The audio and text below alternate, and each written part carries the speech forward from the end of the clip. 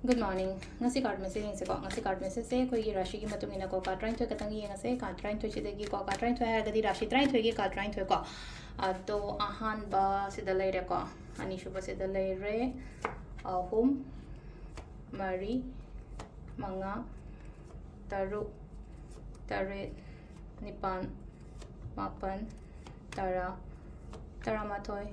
taranithoi khoi han ba se koi kaino mesh rashi ko na kai laki nga se ko mesh rashi na se lai se ko haidi yetna ba khona ba leira ga di ko yetna ri do ai ngon da ngamba aina phangba oina lai ko kai ru no ko mi ngon da ko aina la la ga di ai ngon da phangoi ko aina chumma ga di ngon da phangba ha ne ko brish rashi thawai nungai ta pin da ba ma amole kapning ba yam phorong ngani nga si se ko adu ga se da na mule na ko haidi khoi gi mithun rashi gi yengjan ba khochen ba yam ba oina oi ba do mai tar ga lai re ko adu ga se da na khoi gi karkat ki oina celebrations and like ko keno ma ingon da phangba lakpa aphaba chang pa ha ba do ne ko give up to ya de ko singa rashi gi na haidi amu yam na halle bit han ba ya de ko to na kai to batai keno to batai ko haidi dum hona bi batai adu ga next ta kai na gi shu se leina ko haidi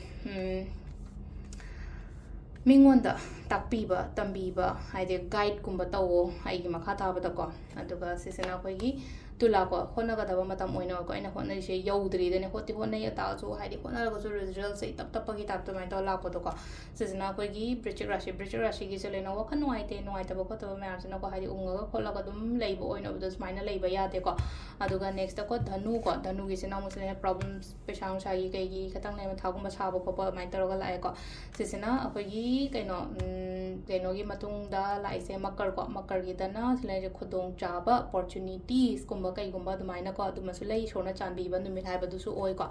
next dana khoi gi kumbra shi gi oina sile je ko ai gi shari ba kholi ba matha kari gram yam sloi pharakani ko hena khanjan gano